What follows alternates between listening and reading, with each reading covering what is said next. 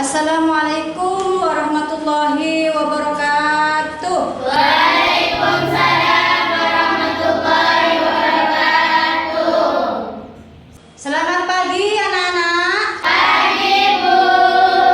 Gimana kabarnya siang ini, sehat? Alhamdulillah. Allahu Akbar. Allahu Akbar. Baik, untuk selanjutnya sebelum materi dimulai, mari berdoa dulu ya. Dipimpin oleh ketua kelasnya. Pada ketua kelasnya silakan dimulai. Tangan di samping lalu dilipat. Semuanya mari kita berdoa. Berdoa dimulai. Bismillahirrahmanirrahim. Rabbi zidni ilma warzuqni fahma.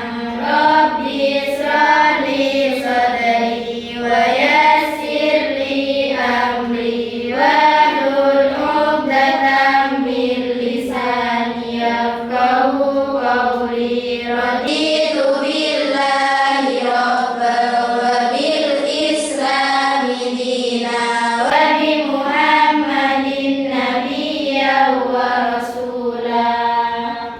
Baik, berdoa sudah selesai. Mudah-mudahan dengan berdoa kita mendapatkan ilmu yang barokah dan manfaat. Amin. Allahumma amin. Selanjutnya anak-anak sekalian, kira-kira ada yang nggak masuk? Masuk semua ya? Baik, Ibu absen dulu ya. Anuriana. Hadiro. Aira Andira. Aisaro. Alfia. Anisatus Sahro. Aura Nabila Muhtar. Ayu Ningsi. Fairu Zuhro. Farida. Fitriani. Linda Maulidia. Maufiro. Muyassaro. Naili Saade. Nur Aini A. Nur Aini B.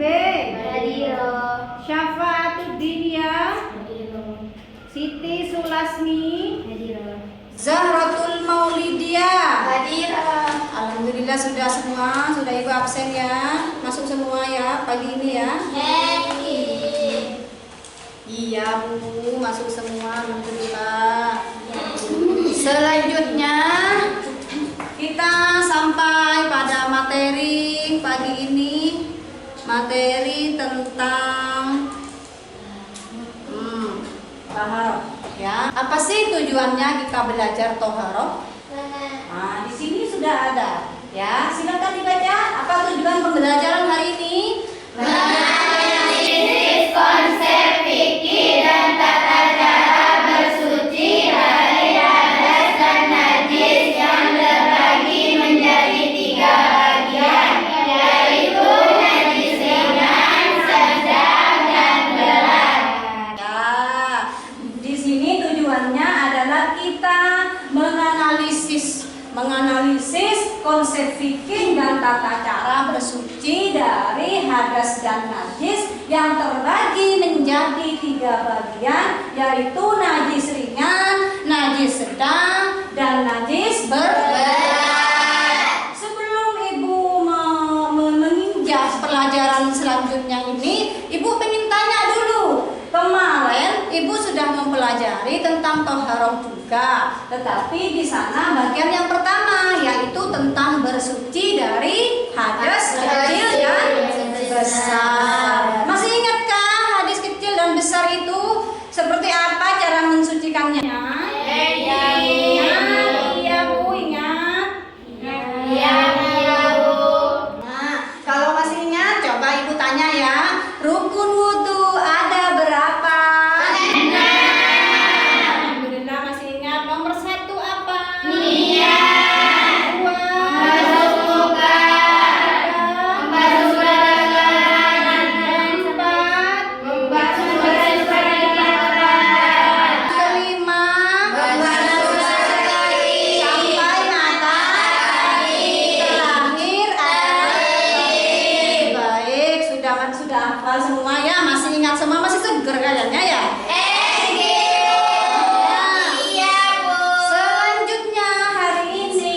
sang toharo, yaitu bersuci dari najis, ya.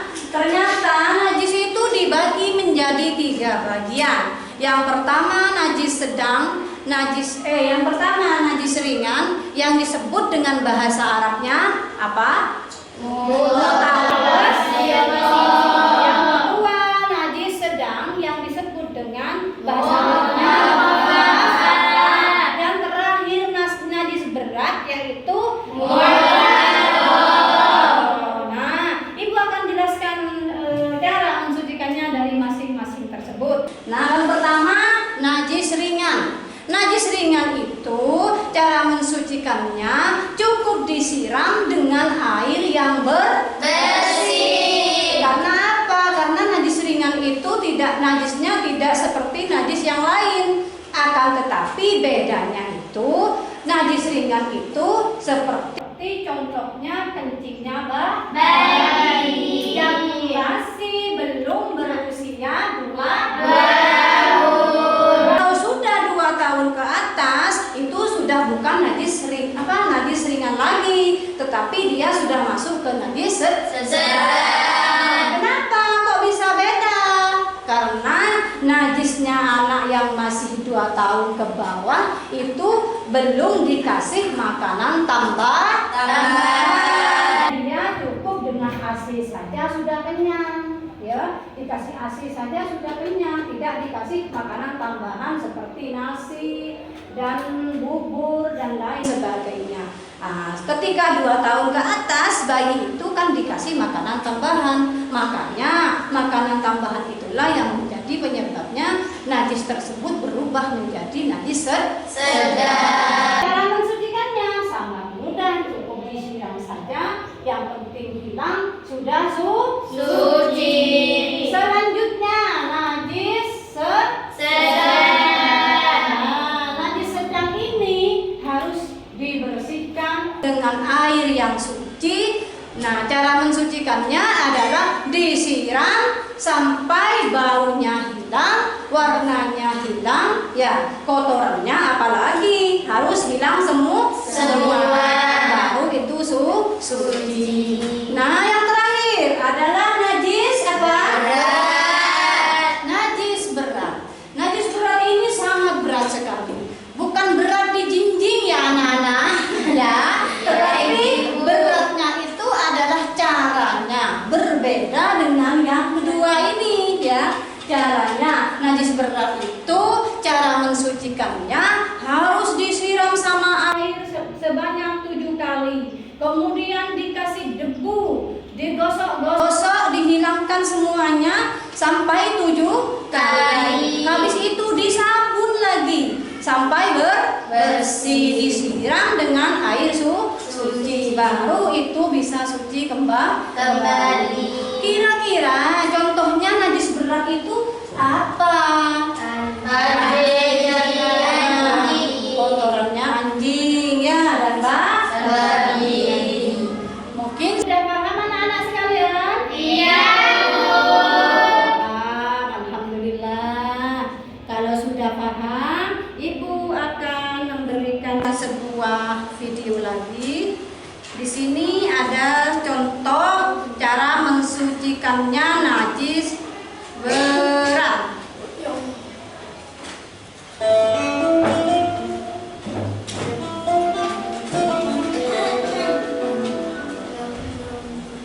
Tata cara mencuci benda yang terkena najis meliputi najis mukhafafah, yaitu kencing anak laki-laki kurang dari 2 tahun dan tidak mengkonsumsi selain ASI. Najis mughaladhah yaitu najisnya anjing dan babi. Najis mutawasithah yaitu najis selain kedua jenis najis tersebut.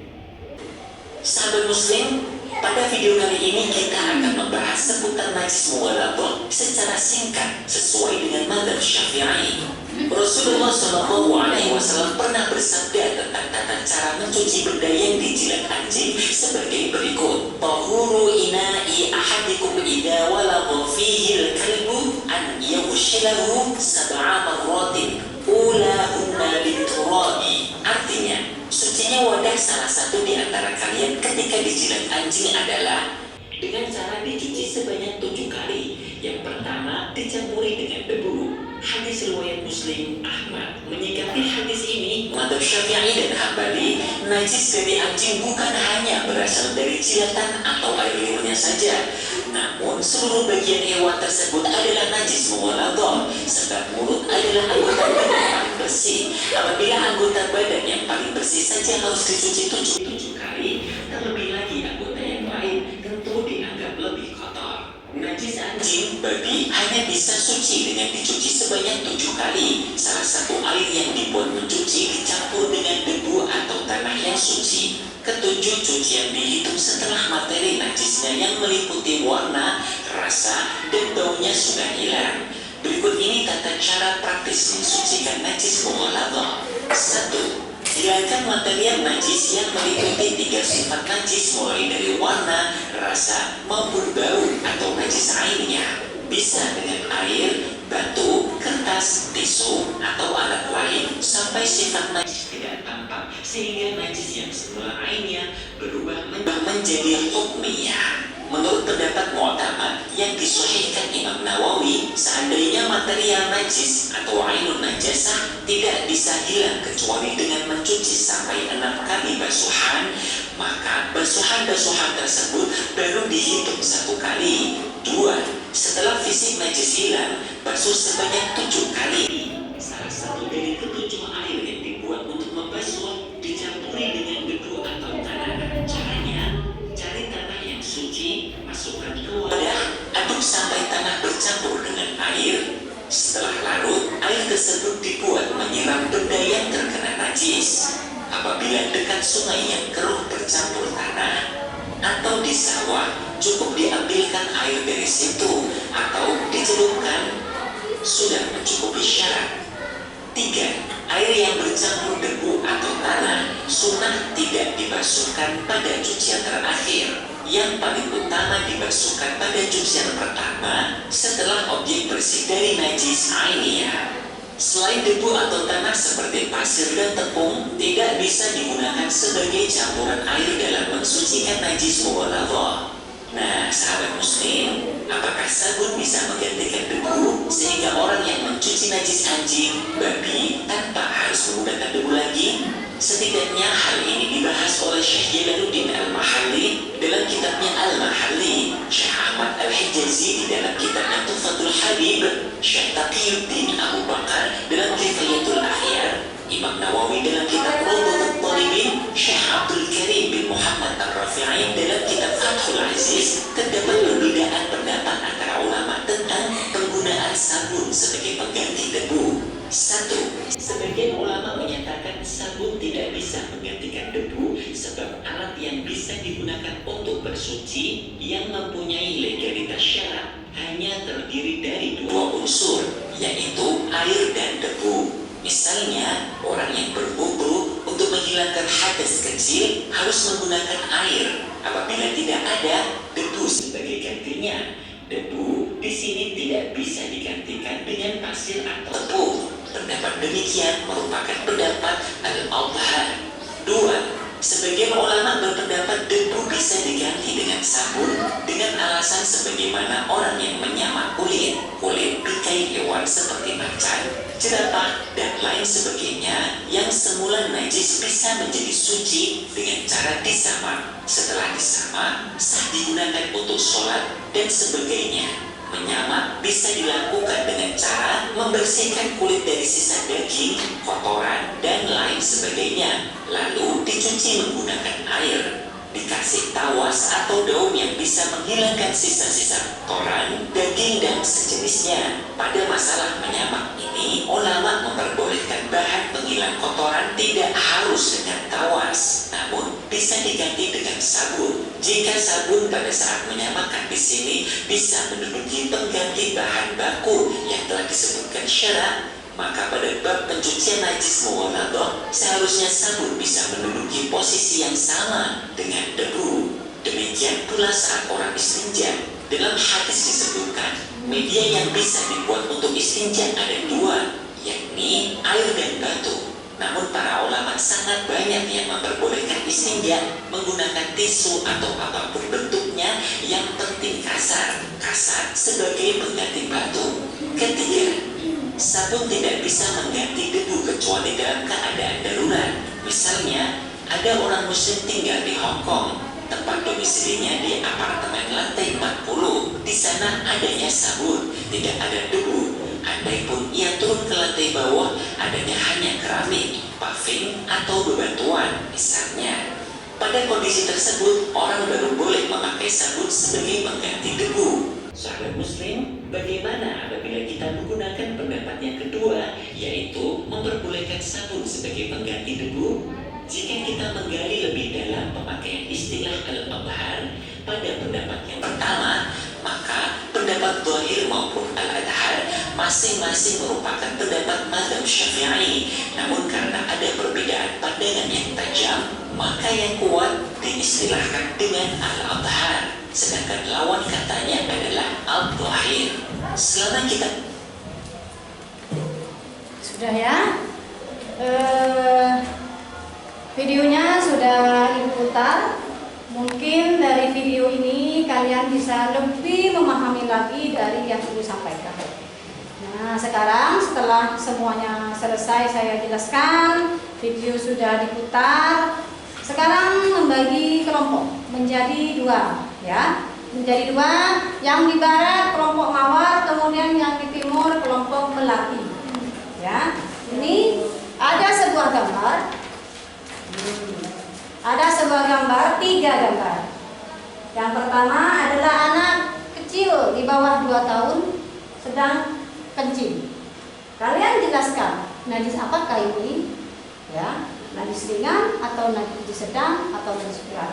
Di sini juga ada sebuah gambar bangkai. Di sini kalian nanti tulis juga termasuk najis apa ini. Ya.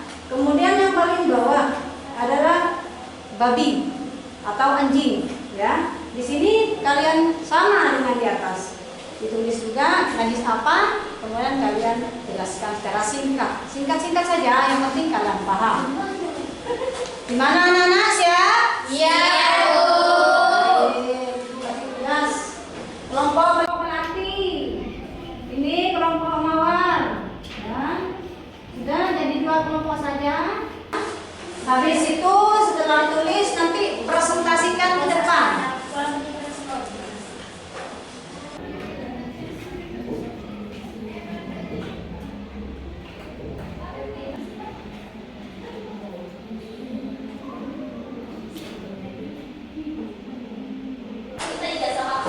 Sudah ya?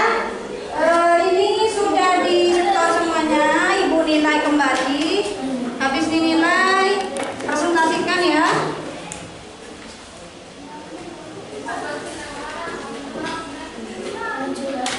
Baik. Ini kelompok Mawar dulu. Silakan presentasikan hasil kelompoknya. Ayo, monggo. Ini diambil. Alhamdulillah nilainya bagus semua ya.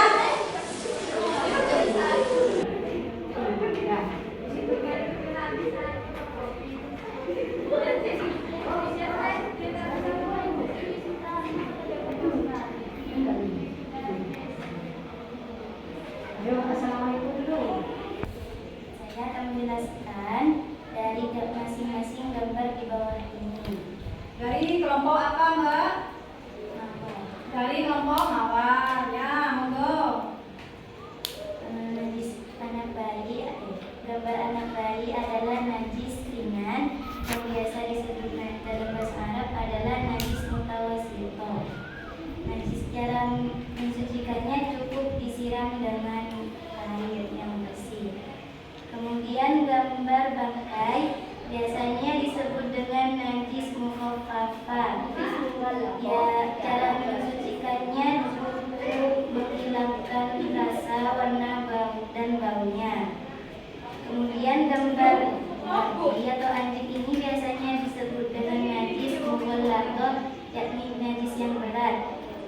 Dan cara mensucikannya cukup disiram dengan air yang suci sebanyak 7 kali dan salah satunya menggunakan debu yang suci.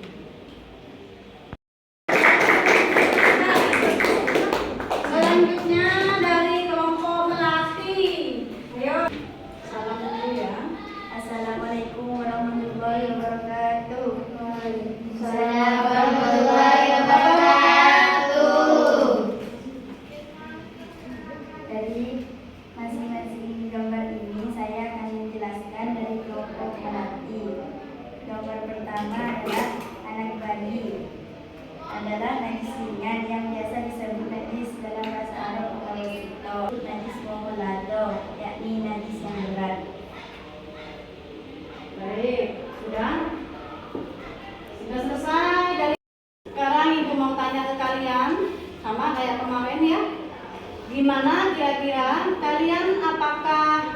nggak dengan metode yang Ibu sampaikan hari ini? Senang.